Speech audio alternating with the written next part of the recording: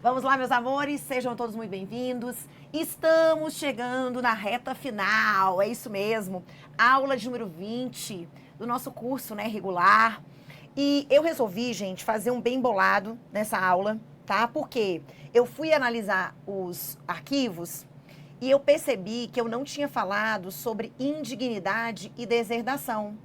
Eu deixei para tratar numa outra aula e acabou que esse bloco ficou perdido, tá? Vocês vão me perdoar. Mas eu tinha separado porque a gente teve uma alteração legislativa esse ano de 2023, né? Então, o que eu vou fazer? Eu vou falar da indignidade e da deserdação, que é o fechamento mesmo do direito sucessório. Vou falar de algumas atualizações dentro do estudo, por exemplo, da separação, né? A gente tem decisão nova do Supremo, tá? Eu vou falar também, gente, sobre um detalhezinho importante, né? Eu vou falar sobre a guarda compartilhada. A gente também teve uma alteração legislativa agora, tá? E eu vou deixar vocês com o pisca-alerta ligado, porque, gente, ficou designado para o finalzinho de dezembro, lá para o dia 13, né? O julgamento do Supremo. O Supremo, na verdade, ele vai retornar o julgamento, em que ele vai dizer se o casamento, né, da pessoa maior de 70 anos, aquele caso envolvendo o septuagenário, né? Então, a gente sabe que a pessoa maior de 70 anos, né? Então, se eu tenho ali o caso do septuagenário, se a pessoa vai casar ou se ela começa a constituir uma união estável e um dos dois tem mais de 70 anos, então a gente sabe que o regime aplicável é o regime da separação obrigatória de bens. Isso nunca desceu na garganta da galera do direito de família, os familiaristas, tá? Eu também acho isso mega inconstitucional. Só que quem vai decidir isso é o Supremo. O julgamento já foi iniciado, mas foi suspenso. E nós estamos, eu creio que agora, finalzinho, né? Nos 45 do segundo tempo, finalzinho de 2023, essa matéria vai ser decidida, tá? Então fiquem atentos, tá? Qualquer coisa eu vou pedir para a coordenação encaminhar algum tipo de materialzinho extra para vocês ou alguma notícia, tá? Então eu só quero que vocês fiquem atentos. E aí, gente, eu aproveitei porque eu tinha prometido isso lá atrás. Eu vou fazer algumas considerações muito interessantes sobre a alienação fiduciária em garantia de bens móveis e de bens imóveis. Nós temos o Decreto-Lei 911, né? Temos também a 9514. Então, é preciso falar dessas duas leis, tá? Eu não sei, né? Eu não tive tempo nem de conversar com os professores para saber se eles trataram disso, né? A professora Roberta, tá? Para saber também, né, gente, se esses assuntos foram tratados, mas normalmente os alunos me pedem muito para falar dessas duas leis. E como a gente acabou passando por direitos reais, né? Tem os direitos reais de garantia, tá? O próprio Código Civil fala um pouquinho sobre a propriedade fiduciária. Então eu resolvi falar porque essas leis, elas têm muita repercussão na jurisprudência. Muitas, né, na verdade, verdadeiros enunciados normativos a partir de precedentes obrigatórios, de julgamento repetitivo. Então, assim, gente, a gente tem que ficar de antena, né? Ó, antena ligada. Então, eu resolvi pegar os principais julgamentos e a gente fazer uma análise da lei, né? Tanto da alienação fiduciária em garantia de bem móvel como imóvel. Tudo bem? Combinados? Então, vamos começar, né? Vai ser um bem bolado, a gente vai falar de temas variados, então é uma aula bem dinâmica, tá bom? Pra gente poder fechar a nossa parte aí de civil com chave de ouro. Vem comigo, gente. Nós vamos começar aqui, ó, por uma parte um pouco ruim, tá? Vem comigo que vocês vão entender o porquê. Olha o que nós temos aqui, gente.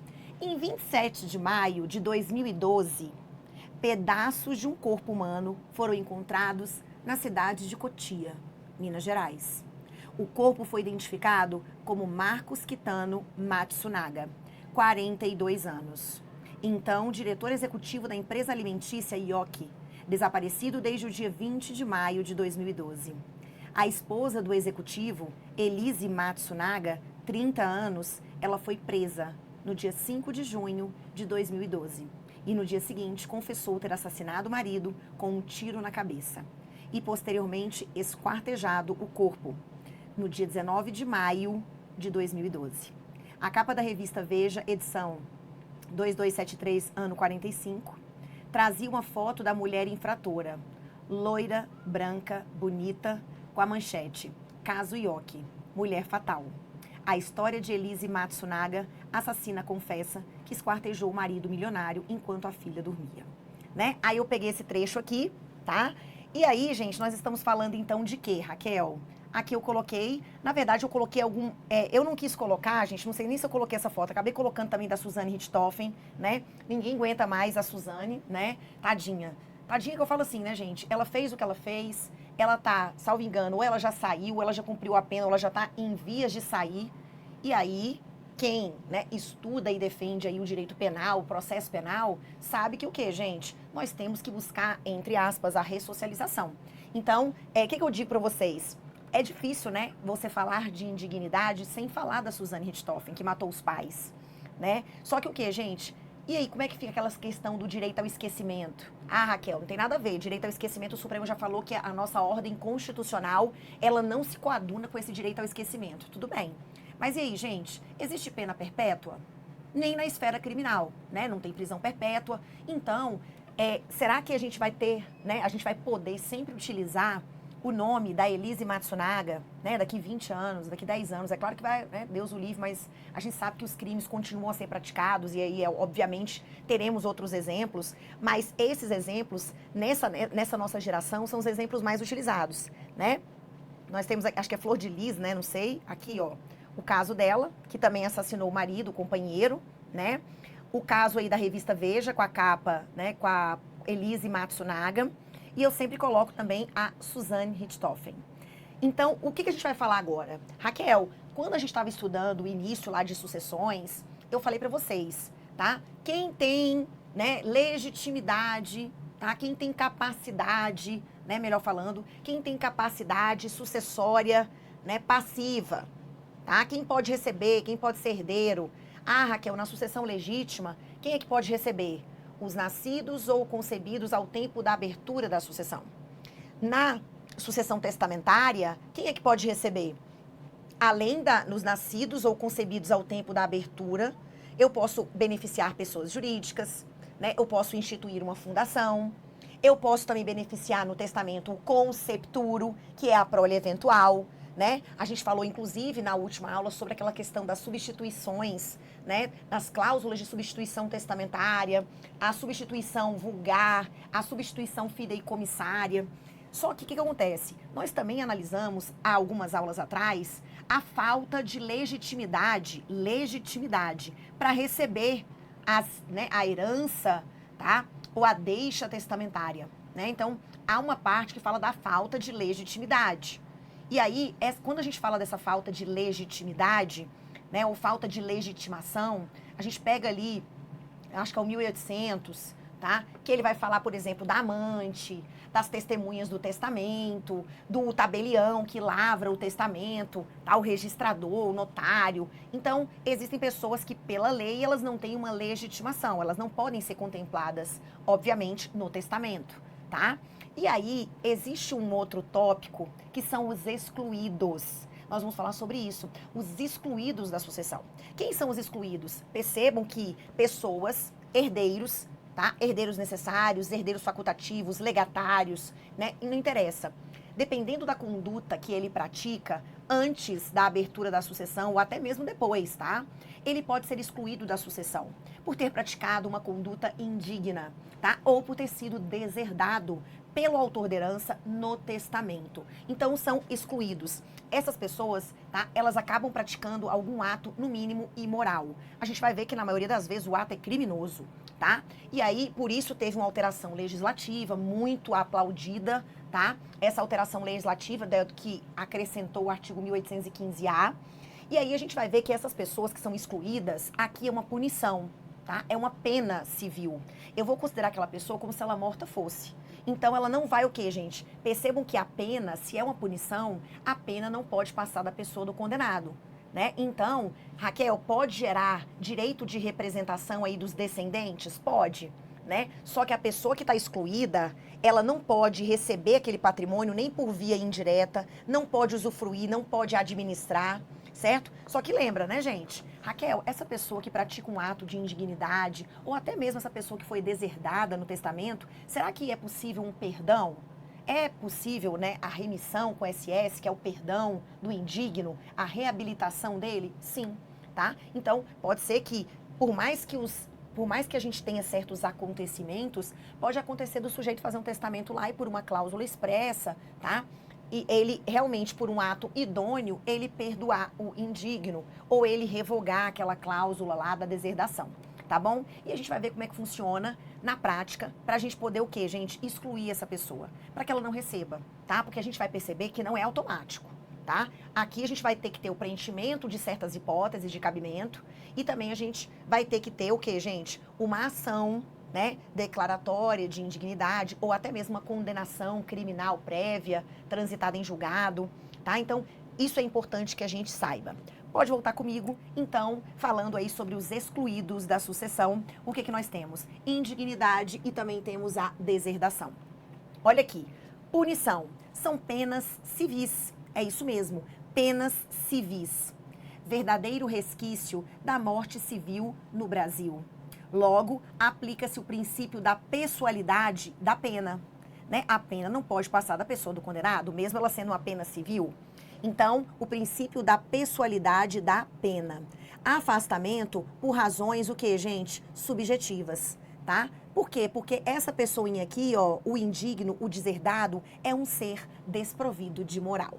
Raquel, então me explica. Gente, vamos para o artigo 1814 e vamos falar sobre as hipóteses de indignidade. Lembrando que na indignidade você pode excluir qualquer tipo de herdeiro. Pode ser um herdeiro testamentário, um legatário, um herdeiro necessário, não interessa. Qualquer categoria de sucessor, tá? E aí o que acontece, gente? Em regra, você está sendo punido ou punida por condutas que você praticou antes da abertura da sucessão ou até mesmo depois. Sabe por quê? Porque diz respeito não só ao autor da herança, como também ao seu cônjuge ou companheiro, tá? Ascendentes e descendentes.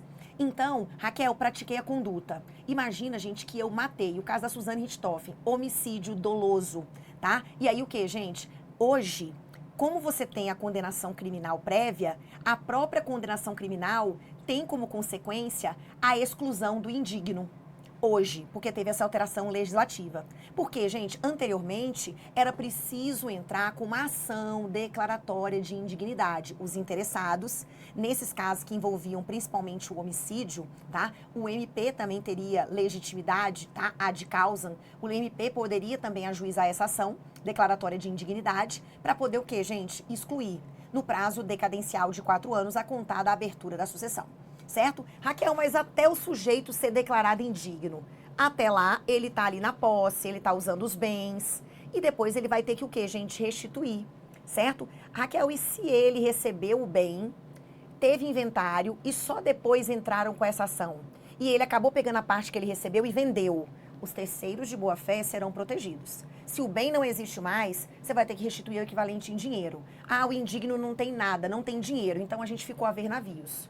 Tá? Por isso que é interessante, gente, que os parentes, os interessados, eles promovam aí, eles tomem uma atitude rápida, tá? E aí pode ser que enquanto a gente está discutindo isso numa ação declaratória de indignidade, você possa pedir uma tutela provisória cautelar com o bloqueio de venda desses bens. Né? Faça também a comunicação, né? A parte pode pedir, o juiz realmente pode conceder uma espécie de certidão para comprovar o ajuizamento daquela ação e averbar lá na matrícula do imóvel, por exemplo, né? Ou até mesmo do veículo, para que a pessoa que compre aquele bem saiba que existe um litígio ali em torno daquele bem, tá? Então, isso é importante, pode voltar comigo. Raquel, são excluídos da sucessão os herdeiros ou legatários. Qualquer herdeiro, tá? Eu não disse meação, viu, gente? Eu disse são excluídos da sucessão, não é da meação, tá? São excluídos da sucessão aqueles que, né, os herdeiros ou legatários que houverem sido autores, coautores ou até mesmo partícipes de homicídio doloso ou tentativa de homicídio doloso, tá? Contra a pessoa de cuja sucessão se tratar, o autor da herança, seu cônjuge, companheiro, ascendente ou descendente. Então, às vezes eu não fiz nada contra o autor da herança, mas depois que ele morreu, eu tentei matar o filho dele, eu tentei matar o pai dele, né? Então, o pai, o filho. Então, isso também gera indignidade? Sim. Tentei, né, contra a vida do cônjuge ou companheiro, tá? Aquele herdeiro ou legatário que houver acusado caluniosamente em juízo o autor da herança ou incorrer em crime contra a sua honra ou de seu cônjuge ou companheiro. Aqui houve uma limitação, não é? Não é qualquer parente, é o autor da herança, né? Então são crimes contra a honra. Quando o legislador usa a palavra crime, é porque ele exige uma condenação criminal prévia. Aqui, no caso do homicídio, não se exige uma condenação criminal prévia, tá? Mas na maioria das vezes isso acontece, tá? Então aqui, gente, acusar caluniosamente em juízo o autor da herança, ou incorrer em crime contra a sua honra, ou de seu cônjuge ou companheiro. E quando o herdeiro ou legatário, por violência ou meios fraudulentos, inibirem ou obstarem o autor da herança de dispor livremente de seus bens por ato de última vontade, tá? Que poderia ser o quê, gente? Uma violência física ou psicológica. Então, olha, eu empreguei violência física ou psicológica, ou até mesmo meios fraudulentos, tentando, né, inibir ou obstar que o autor da herança, ele disponha livremente de seus bens por ato de última vontade. Pode ser até uma violação de um testamento cerrado, tá? Então, isso aqui, gente, gera a indignidade. Tudo bem até aqui? Beleza. Raquel, o que mais? Aí, gente, olha o que eu coloquei. Eu já deixei um esquema pronto aqui para facilitar a nossa vida. Indignidade. Qualquer tipo de herdeiro pode ser excluído. Conduta praticada antes ou depois da abertura da sucessão. Pode ser contra a autor da herança ou contra parentes. É preciso uma ação declaratória de indignidade. Tem uma ressalva. Quando houver a condenação criminal prévia, essa condenação por si só já vai gerar a indignidade. Tudo bem? Ação declaratória de indignidade no prazo decadencial de 4 anos a contar da abertura da sucessão. Essa ação, tá? Ela segue o procedimento comum e admite a pedido de tutelas provisórias desde que preenchidos os requisitos. Os efeitos são pessoais, então pode gerar o direito de representação, tá? E admite-se a reabilitação ou perdão do indigno. Olha o esquema que eu coloquei para vocês. Prestem bastante atenção. O João, ele é viúvo. E aí ele tinha filho 1, filho 2, filho 3. Esse filho 1 tinha 2 filhos, que são os netos 1 e neto 2, né? Eu tenho aqui, gente, descendentes de primeiro grau e de segundo grau. Eu tenho filhos e netos. Raquel, mas eu sei que os mais próximos excluem os mais remotos, salvo o direito de representação. Lembra disso? Beleza. Então, o que acontece? Volta aqui pra mim. Nesse nosso esquema, deixa eu ver se eu uso uma cor de caneta aqui, gente, pra não confundir. Deixa eu ver, eu vou usar o roxinho, né? Olha o que aconteceu. O viúvo morreu envenenado. Raquel, quem envenenou o viúvo? Foi o filho 1, tá? O filho 1. Olha que interessante, gente. O filho 1, ele foi declarado indigno, tudo bem? Certamente por uma sentença, tá? Declaratória transitada em julgado, beleza? Se eu tivesse aqui, gente, ó, o filho 1, o filho 2 e o filho 3. Todos eles têm filhos, que são os netos, tá? Os mais próximos excluem os mais remotos. O filho 3 renunciou. E aí, na renúncia, é como se ele nunca tivesse existido. Lembra que na renúncia não gera direito de representação. Esquece essa categoria, esquece essa casinha. Raquel, quem está apto a receber? Em tese, era o filho 1 e o filho 2. Só que o filho 1 foi declarado o quê, gente? Ele foi declarado indigno, tudo bem? O filho 2 foi declarado indigno. E aí? O filho 1 foi declarado indigno, então a parte dele vai passar para os seus filhos, tá? Eles vão o quê, gente? Eles vão receber por representação, tá? Então, há direito de representação. Qual que é o patrimônio deixado pelo viúvo? 200 mil. Então, o que, gente? Vai ser 100 para essa categoria aqui e 100 aqui, ó. 100 aqui e 100 já tá aqui. Só que o que, gente? O filho 2 vai receber 100 por direito próprio ou por cabeça. E essa parte que cabia ao F1, eu vou dividir em partes iguais para o neto 1 e neto 2. Cada um vai receber 50. Só que eles estão recebendo, não é por direito próprio ou por cabeça. Eles estão recebendo por estirpe ou por representação, tá? Por quê? Porque a indignidade, ela vai gerar efeitos apenas pessoais. E isso vai me autorizar o direito de representação. Tudo bem até aqui? Beleza, esse é o nosso primeiro esquema. Aí, olha que interessante, eu deixei para vocês um quadrinho bem bacana, em que eu vou diferenciar a indignidade da deserdação. Então, olha lá a indignidade. Exclusão de qualquer sucessor, herdeiro legítimo, testamentário ou legatário, condutas praticadas antes ou depois da morte do autor da herança, condutas previstas no artigo 1814. Raquel, essas hipóteses, elas são taxativas? São.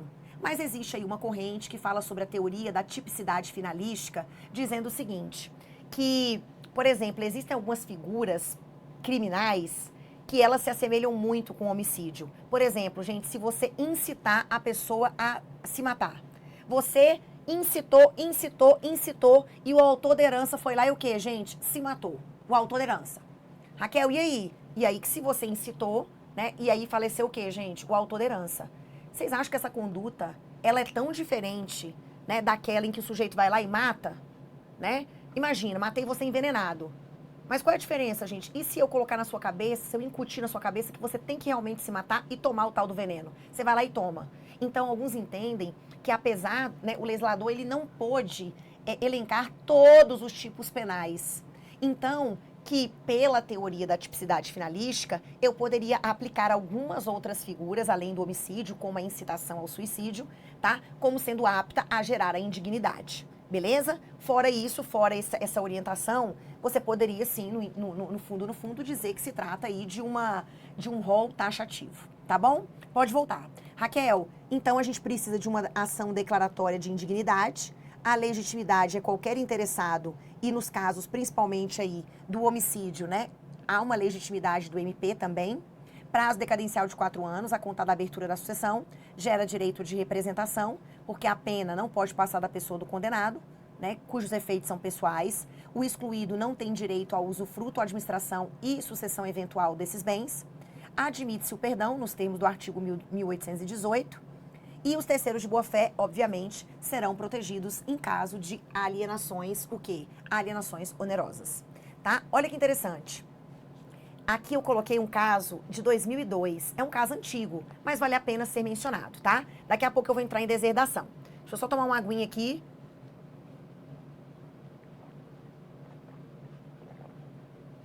Muito bem. Trata-se de uma ação ordinária para a exclusão de uma mulher da sucessão de um tio que apresentava problemas mentais por esclerose acentuada, anterior ao consórcio.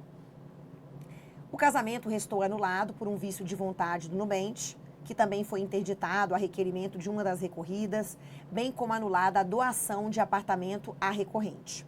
Apesar do recurso não ser conhecido... Opa, calma aí, gente. Apesar do recurso não ser conhecido...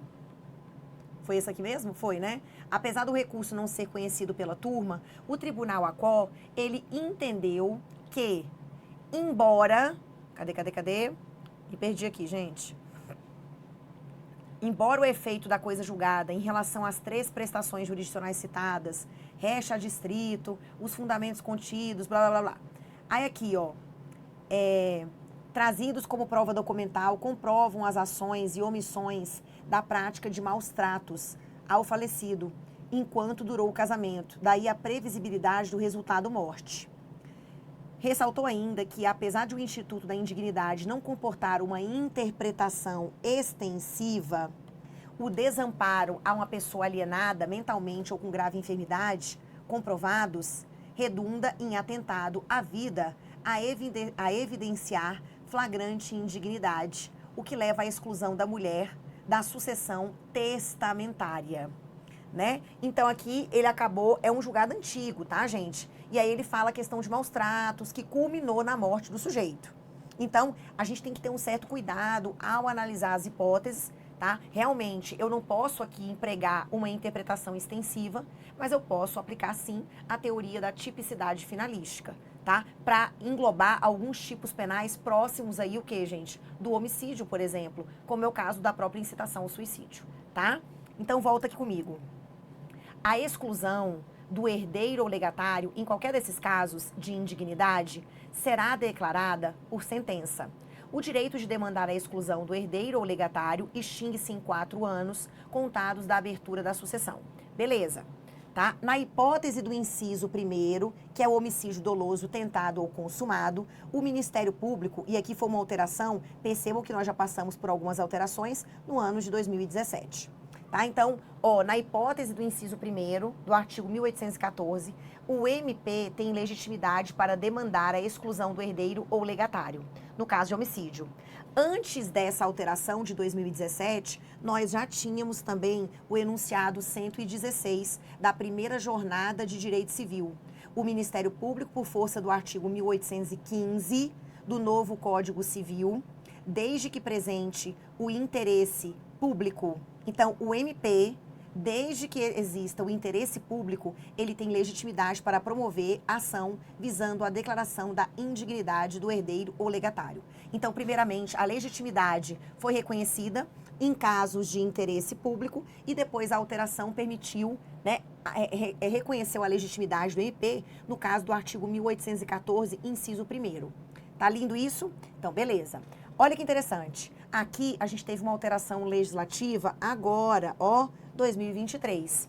Então, ó, em qualquer dos casos de indignidade previstos no artigo 1814, o trânsito em julgado, então, havendo o trânsito em julgado da sentença penal condenatória, esse trânsito em julgado da sentença penal condenatória acarretará a imediata exclusão do herdeiro ou legatário indigno, independentemente da sentença prevista no caput do 1815.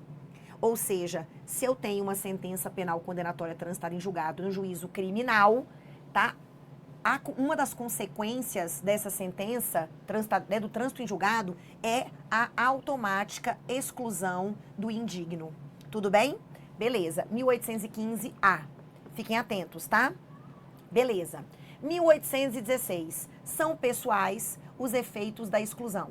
Os descendentes do herdeiro excluído sucedem como se ele morto fosse antes da abertura da sucessão.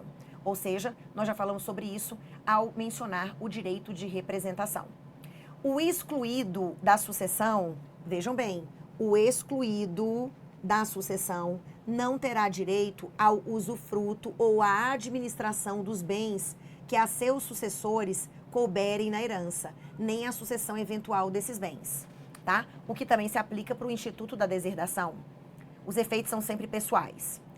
São válidas as alienações onerosas de bens hereditários a terceiros de boa-fé e os atos de administração legalmente praticados pelo herdeiro antes da sentença de exclusão, né, são válidos, mas aos herdeiros subsiste, quando prejudicados, o direito de demandar perdas e danos.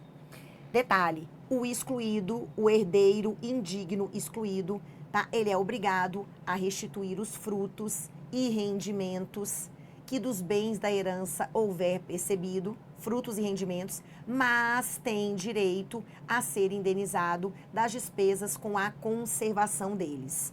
Também dispositivo sempre muito cobrado em prova. Tá bom? Beleza. O que mais, Raquel? Aquele que incorreu em atos que determine a exclusão da herança será admitido a suceder se o ofendido o tiver expressamente, aqui ó, reabilitado em testamento ou em outro ato autêntico. Ah, Raquel, eu também posso perdoar no codicilo? Ele é um ato autêntico, tá? Eu poderia? Poderia, tá? É a reabilitação. Não havendo reabilitação expressa, gente, porque quando eu digo reabilitação expressa, eu te perdoo, tá? Por isso, por isso, por isso. Permito que você entre na ordem de vocação hereditária, na sucessão, tá? Agora, cuidado, não havendo reabilitação expressa, olha que interessante, o indigno contemplado em testamento do ofendido, então, aqui, gente, olha que interessante. Vamos colocar esses dois sujeitos aqui, ó. Vamos colocar aqui, vamos dar nome aos bois. Eu tenho X e eu tenho Y. O Y, primeira cena. Vou colocar aqui, ó. Primeira cena. Primeira cena. O Y, ele foi indigno. Ele praticou uma das condutas previstas no 1814. Beleza? Primeira cena. Segunda cena. O X elabora o testamento.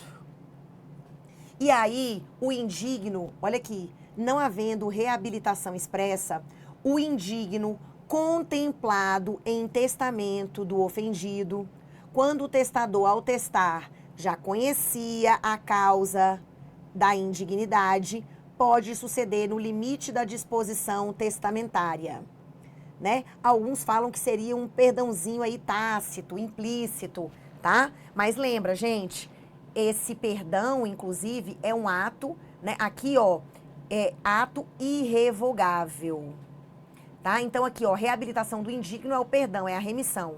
O perdão também é admitido na deserdação. Gente, o que eu fiz? Esse X, ele é o meu, ele é filho. Então, o filho iria receber junto com os outros irmãos. Sucessão legítima, beleza? Aqui é o pai e ali é o filho. Ele tentou matar o pai ou caluniou, né? Essa previsão aqui, ó. Volta. Acusou caluniosamente em juízo o pai, tá? Ou o cônjuge, né? O companheiro. E aí o que acontece, gente? O pai, sabendo que ia dar BO, o pai fala assim: eu sei que os meus outros filhos, esse aqui é o filho 1, eu sei que os meus outros filhos vão atrás disso. Vão tentar tirar ele da sucessão. Então, o que eu vou fazer? Eu não vou perdoar, não. Também não vou passar a mão na cabeça. Vou fazer um testamento e eu vou deixar... Eu sei que os irmãos vão tirar ele da legítima. Então, eu vou deixar a minha parte disponível. Eu vou deixar a minha parte disponível para ele. Lembrando que eu fiz o testamento depois. Beleza? Eu vou deixar a minha parte disponível. Vou deixar a minha parte disponível para quem, gente? Para o filho 1. Eu não perdoei ele, gente. Eu só deixei uma deixa testamentária para ele. Nesse limite, ele vai receber. Os outros filhos podem entrar com a indignidade, a ação declaratória e excluir ele dele da legítima? Sim. Porque aqui não houve um perdão expresso. Eu apenas o quê? Eu já sabia do que tinha acontecido, mas mesmo assim eu deixei uma disposição testamentária para ele. É diferente de perdoar, tá? Porque o perdão em si tem que ser o quê? Expresso, tá? Muito bem. Vamos falar um pouquinho da deserdação, né? Muitas vezes a gente brinca, fala, ai meu Deus, meu pai vai me deserdar, né? Gente, primeiro, a deserdação, ela vai conter as hipóteses de indignidade, mais algumas. O diferente aqui é que na deserdação, quem deserda mesmo é o autor da herança. Ele vai ter que fazer um testamento, ele vai ter que colocar uma cláusula de deserdação com a justa causa, apontando por quê, uma das hipóteses previstas em lei. E aí, tudo bem, fiz o testamento. Depois, o que, gente? O sujeito vem a morrer. Os interessados devem entrar com uma ação de confirmação, uma ação de ratificação da deserdação, no prazo decadencial de 4 anos, só que é contada a abertura do testamento, ou do registro, cumprimento, nem todo testamento vai ser aberto, né, gente? O que a gente vai abrir é o cerrado, é o que está fechado. Os outros são particular, o público, então não há que se falar em abertura. Mas o código utiliza essa expressão. É 4 anos, prazo decadencial, a contar da abertura do testamento. Beleza? Raquel, que tipo de herdeiro eu vou excluir na deserdação? O autor da herança, Brasil, ele só exclui na deserdação herdeiros necessários. É isso mesmo, tá? Somente herdeiros necessários. Tá? Pode voltar aqui comigo. Então, vamos falar um pouquinho sobre a deserdação. Lembra que a deserdação, eu já estou no campo do direito o quê, gente? Estou no campo do direito sucessório, tá? Beleza. Os herdeiros necessários, ok? Podem ser privados de sua legítima ou deserdados em todos os casos em que podem ser excluídos da sucessão. Então, além das causas mencionadas no artigo 1814, tá? Então, Raquel, lá no 1814 ele fala de homicídio doloso tentado ou consumado. Beleza. Só que aqui, gente, se o homicídio tivesse sido consumado, não tem como eu deserdar, porque eu já morri, né? Então, no caso do homicídio, só vale para o homicídio doloso tentado. O sujeito tentou, não conseguiu, eu vou lá, faço testamento e falo, agora aqui não, produção, né? Então, volta. Raquel, além das hipóteses que estão previstas no 1814, autorizam a deserdação dos descendentes dos filhos, por exemplo, pelos pais. Ofensa física, injúria grave, relações ilícitas com a madrasta ou com o padrasto, desamparo do ascendente em alienação mental ou grave enfermidade, né? E aí, normalmente, a doutrina fala que pode ser um desamparo material, mas pode ser também afetivo, tá? E o 1963 diz, além das causas enumeradas no artigo 1814, autorizam a deserdação dos ascendentes. Vamos deserdar o pai, né? O filho vai deserdar o pai ou o avô, né? Por ofensa física, por injúria grave, relações ilícitas com a mulher ou companheira do filho, ou a do neto, ou com o marido ou companheiro da filha ou da neta, desamparo do filho ou neto com deficiência mental ou grave enfermidade, beleza? Somente com expressa declaração de causa pode a deserdação ser ordenada em testamento. Então, o autor da herança tem que fazer o testamento e tem que apontar a justa causa, tá? Ao herdeiro instituído ou àquele a quem aproveite a deserdação, incumbe provar a veracidade da causa alegada pelo testador. Ou seja, né, os interessados devem entrar com a ação de ratificação ou confirmação da deserdação. E o direito de provar a causa da deserdação extingue-se no prazo de 4 anos, só que agora é a contar da abertura do testamento. Lembrando que se trata de um prazo decadencial, certo? Então, gente, eu coloquei aqui, ó, naquele quadrinho, vou voltar lá atrás. Esse quadrinho eu coloquei, ó, deserdação. Eu vou excluir apenas os herdeiros necessários, tá? Lembrando, onde eles estão? Artigo 1845 do Código Civil. Cláusula testamentária expressa, tá? Com a causa da deserdação. Quem deserda é o autor da herança. Condutas previstas no 1814 e 1962 e 1963 do Código Civil. Temos também a ação de ratificação da deserdação, que vai seguir o procedimento comum, legitimidade qualquer interessado, prazo decadencial de 4 anos a contar aqui da abertura do testamento, né? Aqui é a contar da abertura da sucessão, gera direito de representação também, porque a pena, ela não pode passar da pessoa do condenado, né? E o excluído, ele não tem direito a usufruto, nem administração, nem sucessão eventual desses bens. Admite-se também o perdão. Lembra, da mesma forma que eu faço uma cláusula expressa de deserdação, eu posso posteriormente revogar esse testamento, né? Ou fazer um outro testamento apenas para perdoar expressamente aquele sujeito, tá? Terceiros de boa-fé serão protegidos em transações onerosas. Então, esse quadrinho, gente, ele é muito importante para nós, tá? Vamos voltar aqui, vamos voltar. Então, falamos um pouquinho da deserdação.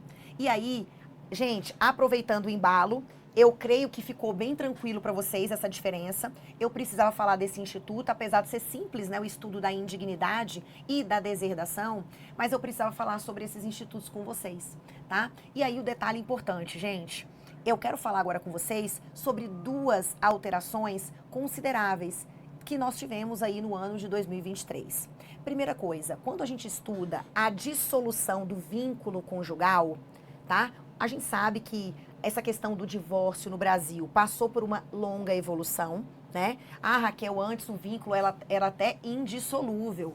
Antes não podia nem divorciar, se você quer saber, né? Depois o divórcio foi permitido, mas só podia uma vez.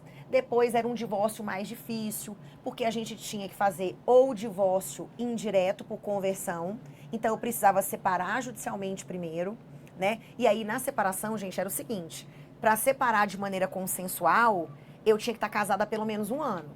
Para separar de maneira litigiosa, eu tinha que imputar ao outro a violação de deveres conjugais. E aí, não bastasse eu separar, porque a separação, até então, ela implicava no fim da sociedade, na verdade, da sociedade conjugal, mas não do vínculo. E aí, gente, se eu separasse primeiro, eu tinha que, depois de 1 ano, a contar do trânsito em julgado da separação, fazer o divórcio, que era o divórcio por conversão. Beleza. Tristeza isso, né, gente? Só que aí o que, gente? O ordenamento jurídico foi evoluindo, a sociedade foi se modificando e veio a emenda constitucional 66 de 2010. E aí ela trouxe um divórcio encarado como um direito potestativo dos sujeitos, um divórcio que não exige uma separação judicial, né, prévia, nem mesmo uma separação de fato, né, há mais de 2 anos. Então, o divórcio que foi a versão do divórcio que veio com a emenda constitucional 66 de 2010, estabeleceu o seguinte: como é que a gente dissolve o vínculo conjugal? Muito bem, você dissolve o vínculo conjugal ou pela morte ou pelo divórcio. Ponto. Tá? Então, começou aquele murmurinho, né? Aquele burburinho, na verdade. Raquel, e aí, a separação deixou de existir? Gente, o Flávio Tartucci sempre defendeu que a separação tinha deixado de existir com a emenda constitucional 66. Só que aí você tinha 2 correntes. Quem dizia a separação não existe mais, agora para dissolver vínculo é ou morte ou divórcio. E você tinha outros autores que diziam a separação ainda é uma opção do casal. Tá? E aí a situação ficou um pouco mais polêmica quando o Código de Processo Civil, vejam bem, quando o Código de Processo Civil falou sobre o quê? Adivinha, gente? Quando o Código de Processo Civil falou sobre a separação. Então, o CPC de 2015, em várias oportunidades, ele fala da separação judicial, da separação consensual por escritura, tá? Então, alguns entenderam que a separação, ela permanecia no sistema. No final das contas, gente, essa matéria foi parar no Supremo, só que no primeiro momento o Supremo foi provocado para dizer o seguinte: eu preciso me separar antes para poder divorciar? Gente, isso aí a gente já sabia. Não. Com a emenda constitucional, não. Se eu casei ontem, eu posso me divorciar hoje. Não tem mais prazo, não preciso de testemunha, não preciso colocar uma culpa, análise de culpa, de quem foi a culpa, né? Não. É o meu direito potestativo, eu simplesmente não quero mais. Beleza? E aí o que acontece, gente? O Supremo, ele, além de dizer que para divorciar você não precisa de separação prévia, ele disse, inclusive, a separação não existe mais. Só existe divórcio. Raquel, mas e aquele povo que separou judicialmente? Aquele povo que não converteu em divórcio? Aí você tem aí o ato jurídico perfeito, né? Esse povo que separou continua separado, né? E aí o que, gente? A partir desse entendimento recentíssimo do Supremo, tá? Ele entende que agora a gente não trabalha mais com separação no Brasil. Esse instituto teria se tornado obsoleto. É isso mesmo. Então pode voltar comigo aqui, isso é muito importante e vai complementar a nossa aula, tá? Quando eu falo sobre essa dissolução de vínculos. Então, aqui, gente, esse é o entendimento que está predominando agora. STF decide que exigência de separação judicial não é requisito para o divórcio. Raquel, mas calma aí, calma. Para os ministros, a previsão do Código Civil perdeu a validade com a entrada em vigor da emenda constitucional. Tá aqui emenda, a emenda 66, aqui ó gente, emenda 66 de 2010. Então, aqui gente, esse tema é o tema 1053. Qual foi a tese? Aqui, né, o nosso paradigma aqui, que é o recurso extraordinário 1.167.478. E o que eu tenho aqui para vocês, gente? Basicamente, eu tenho, após a promulgação da emenda constitucional 66 de 2010, a separação judicial, ela não... Vejam, a separação judicial, ela não é mais requisito para o divórcio, nem subsiste como figura autônoma no ordenamento jurídico. Não existe mais. Sem prejuízo, preserva-se o estado civil das pessoas que já estão separadas por decisão judicial ou escritura pública, por se tratar de um ato jurídico perfeito. Gente, quem fez a separação fez, é separado. Agora, a partir de agora, gente, você pode entrar com a ação de separação? Não, porque a separação não existe mais. Agora, ou o sujeito morre ou você se divorcia dele. Entenderam aqui? Isso é importantíssimo, tá, gente? Então, volta para mim. Aí ele vai dizer aí, né? Segundo a decisão, o estado civil das pessoas que atualmente estão separadas por decisão judicial ou escritura permanece o mesmo, tá? Aqui, gente, ó, os ministros Zanin, Fachin, Toffoli, Carmen Lúcia, Gilmar Mendes, Luiz Barroso seguiram integralmente o voto do relator.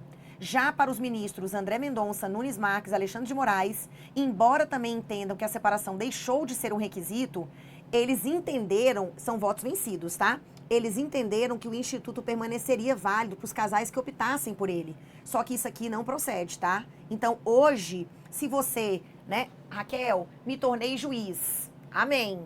Se uma pessoa, um casal entra com pedido de separação, então isso é o quê, gente? Você se depara com uma situação de impossibilidade jurídica do pedido. Não existe mais separação. Tudo bem? Então volta. Gente, isso aqui é quentíssimo, tá? Novembro agora de 2023. Beleza? Ótimo. Raquel, o que mais você quer dizer pra gente?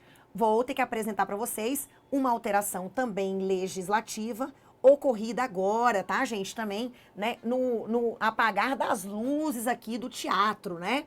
Raquel, e aí? O que você tem a me dizer? Gente, a guarda unilateral ou compartilhada poderá ser. Raquel, você já falou sobre isso, sobre guarda. Sim, inclusive eu mostrei para vocês que a guarda compartilhada é a regra do sistema. Eu falei para vocês que hoje a guarda compartilhada, ela implica, além do compartilhamento, na tomada de decisões em relação ao filho. Não foi isso que eu falei? Eu também disse que representa uma forma de custódia física compartilhada, né, para que a criança tenha períodos de convivência, tá? Mais ou menos equilibrados entre o núcleo familiar materno e o núcleo familiar paterno, tá? E que, inclusive, a guarda compartilhada, os tribunais têm permitido que ela se aplique para casais que moram em estados diferentes, cidades diferentes e até países diferentes, né? Principalmente por causa da evolução dos meios de comunicação tecnológicos. E aí, o que acontece, gente? Veio uma alteração. Essa alteração, gente, o povo ainda está falando muito sobre ela, né? Nós temos algumas considerações, tá? Existem aí alguns autores tecendo as primeiras considerações a respeito desse tema. Então, vem comigo. A guarda unilateral ou compartilhada poderá ser requerida por consenso pelo pai e pela mãe ou por qualquer deles em ação autônoma de separação, de divórcio, de dissolução de união estável ou em medida cautelar. Lembrando aqui, né? Não tem mais separação. Eu posso pedir a guarda, né? A guarda pode ser também decretada pelo juiz em atenção às necessidades específicas do filho ou em razão da distribuição de tempo necessário ao convívio deste com o pai e com a mãe. Na audiência de conciliação, o juiz informará ao pai e à mãe o significado da guarda compartilhada, a sua importância, a similitude de deveres e direitos atribuídos aos genitores e também, gente, as sanções pelo descumprimento de suas cláusulas. Até aqui não mudou nada. A gente teve alterações o quê, gente? Em 2008. Lembra que antigamente, quando se falava em guarda compartilhada, era apenas a tomada de decisões conjunta, né? Tomada de decisões conjunta pelo pai e pela mãe. Depois a gente teve essa alteração, né? E aí a gente começa a encarar uma guarda compartilhada em que se compartilha não só a tomada de decisões, mas também o quê, gente? Em que há um compartilhamento dos períodos de convivência, tá? Desde que isso aconteça de maneira equilibrada e sempre em atenção ao melhor interesse da criança e do adolescente. Beleza, Raquel? Só que aí, gente, olha a alteração que foi feita agora e ela me causa, gente, muito medo, tá? Da forma como os juízes aplicarão isso. Sabe por quê? Vem comigo aqui, Brasil. Quando não houver acordo entre a mãe e o pai quanto à guarda do filho, encontrando-se ambos, os genitores aptos a exercer o poder familiar, será aplicada a guarda compartilhada, salvo se um dos genitores declarar ao magistrado que não quer a guarda da criança ou adolescente, ou quando houver elementos que evidenciem a probabilidade de risco de violência doméstica ou familiar, tá? Então aqui, gente, a regra é a guarda compartilhada. Quando é que não vai ser compartilhada? Quando, né, os dois, imagina, se os dois estão em condições de exercer a guarda compartilhada, ela vai ser compartilhada. Quando um dos dois falar, não quero, ela vai ser unilateral. Quando um dos dois não estiver em condições. Só que aqui ele diz o quê, gente? Quando um dos genitores, pode voltar, ele declarar que ele não deseja, ou quando houver elementos que evidenciem a probabilidade de risco. Elementos que evidenciem a probabilidade de risco de violência doméstica ou familiar. Então, o que acontece? Aqui, gente, o contexto deve ser sempre olhando para a criança ou adolescente. A sua proteção integral, o reconhecimento de que se trata de um sujeito, de um indivíduo em formação. Então, proteção integral, melhor interesse da criança e ou adolescente. Só que acontece, gente, eu tava vendo um vídeo essa semana, gente, do Rodrigo da Cunha. Deixa eu ver se eu tô com a obra dele aqui, gente, de família. Tem uma obra dele muito interessante. Ai, gente, na hora que eu preciso, eu não acho. Tem uma obra dele de família. Ai, gente, não vou achar aqui agora. Só porque eu quero achar. A obra dele, gente, ele fala... É um livro colorido, eu não sei onde eu guardei esse. Aqui, ó. Rodrigo da Cunha Pereira, gente. Essa obra aqui... Deixa eu ver se eu não derrubo tudo aqui, né? Vamos lá. Olha aqui. Temos o direito, né? Aqui, ó. Direito das Famílias. Rodrigo da Cunha Pereira. Ele tem o perfil dele no Instagram. E aí, ele deu uma entrevista... com o nome Primeiras Percepções a respeito dessa alteração. Porque a ideia que a gente tem é assim, se praticar violência doméstica contra a mãe, já era, né? E aí dá a entender, gente, que se a mãe for lá na delegacia e conseguir a medida protetiva, já era. Você já não tem direito à guarda compartilhada. E ele diz que não é bem por aí, tá? Na verdade, mesmo existindo a denúncia, né? Eu fui lá na delegacia, fiz a ocorrência, consegui as medidas protetivas. Isso não quer dizer que a pessoa não tenha direito automaticamente, tá? Porque ele diz aqui, elementos que evidenciem a probabilidade de risco de violência doméstica ou familiar. É preciso entender se esse pai... E aí ele falou algumas coisas que eu fiquei reflexiva lá no Instagram. Porque ele falou assim, às vezes o cara, ele é um péssimo marido. Ele é um péssimo companheiro. Ele agrediu mesmo. Mas ele é um excelente pai, tá? Porque ele acaba, gente, nesse vídeo, separando a relação conjugal convivencial da relação paterno-filial, que é o que as pessoas não conseguem fazer na prática, né? Então a gente tem que conseguir separar. Mas assim, gente, eu acho difícil, tá? Não tô dizendo que é impossível, eu posso estar super errada também, tá? Quem quiser depois, gente, compartilhar comigo alguma experiência, algum texto, tá? Até no Instagram, lá no Direito para Desesperado. Mas eu acho assim, gente, quando o cara tem aquela índole da violência, ele normalmente, ele é violento com a mulher e com os filhos. Ele também não pode exigir a guarda compartilhada como uma forma de alguma maneira, manter uma violência psicológica sobre a mãe. Isso aí também é interessante, porque o professor Rolfo Madaleno fala isso. Às vezes, manter a guarda compartilhada a qualquer custo, quando o casal não tem diálogo nenhum, tá num nível quase bélico, ele entende que, na verdade, é uma forma do marido subjugar a mulher, né? Só que agora utilizando os filhos. Então, vocês, futuros juízes, pelo amor de Deus, futuros promotores, defensores, tem que ter o quê? Prudência. Porque, às vezes, você tem falsas acusações. Você até consegue as medidas protetivas, num caráter ali cautelar. Mas muitas vezes essas denúncias, essas acusações, elas não dão em nada. Ah, Raquel, mas tem umas muito sérias. Tem, realmente. Tem acusações reais, processos, né, em que você tem condenações. Então, a gente tem que analisar cada caso. Mas isso não quer dizer, principalmente para o juiz que está atuando na vara da violência doméstica, que às vezes o juiz que tem muito poder agora, inclusive para fazer divórcio, né, ele pode, muitas vezes, ele afasta, gente, compulsoriamente o pai da criança, né? Ele nem coloca uma visitazinha ali assistida, nem nada, com base apenas naquilo que a mãe, por exemplo, que a mulher falou. Então é preciso ter prudência, porque a gente sabe que muitas mulheres fazem falsas acusações para separar o pai do filho. E é um mecanismo de vingança. E essa alteração legislativa não pode ter essa conotação, senão a gente bota tudo a perder. tá? Então eu tenho que analisar o quê, gente? Há indícios de uma violência, né, doméstica, familiar, né? Esse cara, ele né, é possível fazer uma guarda compartilhada, né, contando com a ajuda dos avós, dos tios, fazendo uma intermediação. É preciso analisar o caso concreto, gente.